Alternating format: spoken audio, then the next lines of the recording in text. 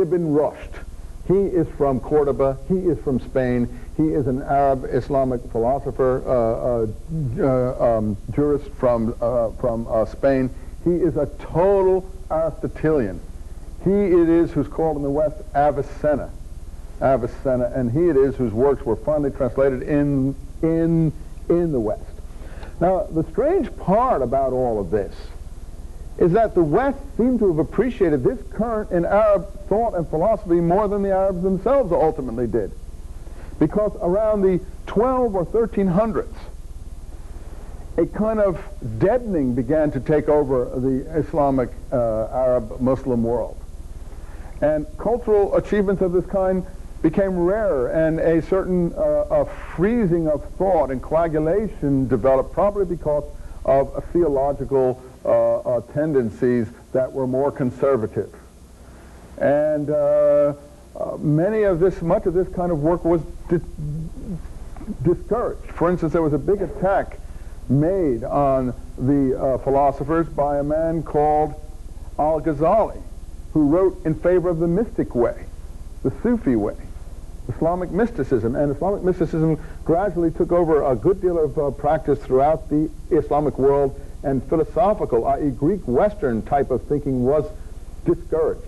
Many of my Muslim friends say to me, well, when will we equal the West in culture and achievements? And often I respond, when you go the way of Averroes. For them, Averroes is an almost unknown philosopher, and yet the West has embraced him entirely. As I said, Western philosophers like Avicenna, Thomas Aquinas, and many others, their work is totally peppered with the work of people like Avicenna and Averroes, who originally made the scholastic synthesis upon which ultimately the Renaissance in the Western historical development is based. Let me just move over to the Jewish side of things so you know that the role that the Jews played in this. By this time, as I told you, there had been a cooperation of Jews and Arabs, and they were almost totally identified with each other. And the Jews so much adopted Arab Islamic culture that almost all their cultural works were written in Arabic. And the Jews also in this period in Iraq, later in Egypt, finally in Spain, began to write treatises of the Arabic kind. So you have a whole succession as well of Jewish philosophers and thinkers writing the same Aristotelian type theses. For instance, Sadiq Goyen in Mesopotamia or Iraq. And then ultimately in Spain a whole series of philosophers, some called Ibn Ezra, the most Judah Halevi, Ibn Gabirol, known in the West as Avicenna, but the most famous one was Maimonides. Maimonides was born in Spain. Ultimately, with the collapse of the Umayyad Caliphate and the coming of more extreme, intolerant Muslim conquest groups from North Africa, people like Maimonides were forced to leave Spain in the 1200 period and made their way to Egypt. But Maimonides was the most famous of the Jewish philosopher thinkers. And he was basically born in Spain and came out of a Spanish cultural milieu. And Maimonides in the Crusades was Saladin's personal physician. And he was also associated with Richard the Lionhearted, who asked him to serve in some medical capacity on his behalf. In other words, many of these thinkers were Renaissance men, really Renaissance men, pre-Renaissance Renaissance men, and they combine all of these cultural skills and mathematical and scientific skills in a single person. Now, another thing that the Jews in Spain did was, since they had translated all the Arabic treaties themselves into Hebrew, and there were co-religionists on the other side who knew Hebrew and Latin, often the Jews operated as the middlemen in the transference of the Arab cultural heritage that included the Greek cultural heritage back into the Western cultural heritage. And many of these philosophers are getting Hebrew-type names. Avi, for instance, is a Hebrew-type name, not an Arabic-type name.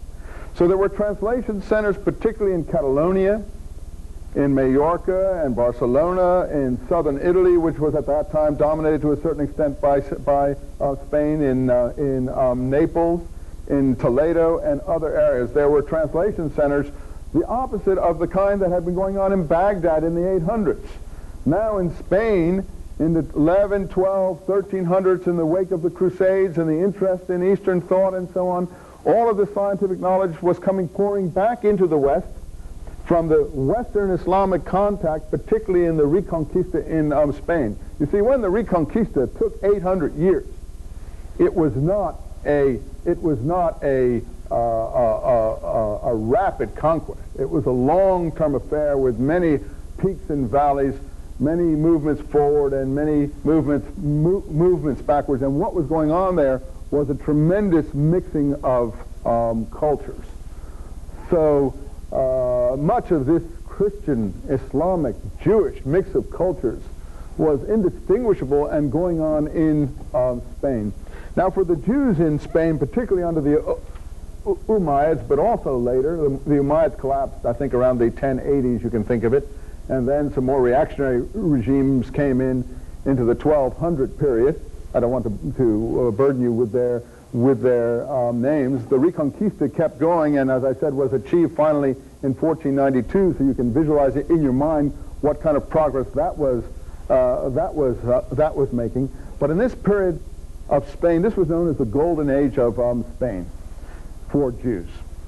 And as I told you, initially, and even when the Reconquista was achieved, many Spanish Christians blamed the Muslim presence to a certain extent on Jews, that the Jews had cooperated with the Muslims, had been involved with the Muslim conquest to a certain extent, and had benefited by the Muslim conquest.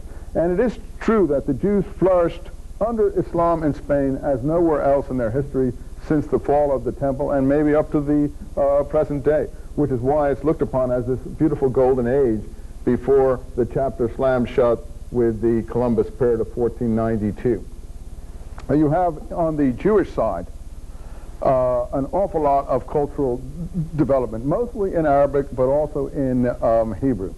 We have development in poetry, in philosophy, in mystic poetry, and this is happening on both sides of the border, which is shifting constantly, both in Christian and Muslim Spain. But it started in Muslim Spain, and then it moves on into Christian Spain because the division line between the two is constantly shifting, so it's hard to decide whether you're in Christian Spain or Muslim Spain when you're in the 1300 period. But also in scientific endeavor. And this directly relates to the Columbus voyages too, because Jewish and Arab mathematicians, particularly on the